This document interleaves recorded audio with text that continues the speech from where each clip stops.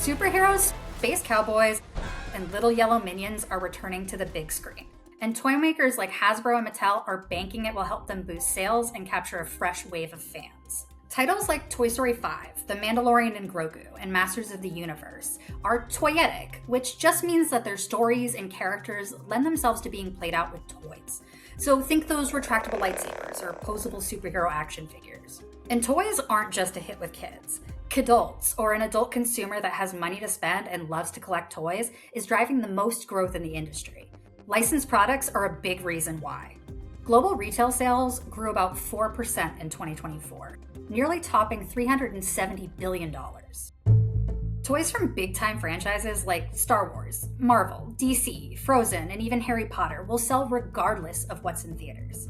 For example, in 2021, Disney didn't release a new Star Wars movie, yet Hasbro's Star Wars toy sales grew 70%. Even new media can benefit. Netflix's smash hit K-pop Demon Hunters, its most viewed movie of all time, didn't initially have a toy line. Customers were crocheting their own dolls and sewing their own costumes. Only now is the company releasing a full toy line with the help of Hasbro and Mattel. And that's a huge deal because toy companies don't usually share master toy licenses. In this case, Hasbro is selling foam roleplay items and new Furbies, while Mattel created themed card games and special dolls. Studios and toy makers have worked together for decades to create merch, but the pandemic and labor strikes halted production and delayed releases. There were even instances where toys were released years before the movie, so that retailers could make room for new products on the shelf. That timing has adjusted now.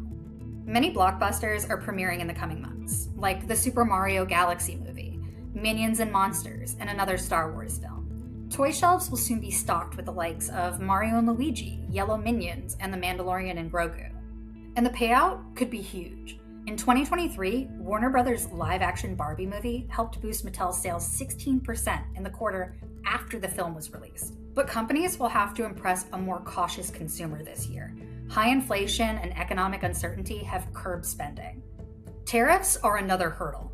Manufacturers have had to increase prices because taxes have made production more expensive.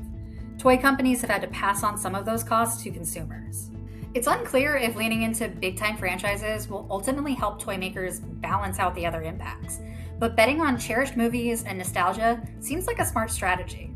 Let's hope the kidults agree.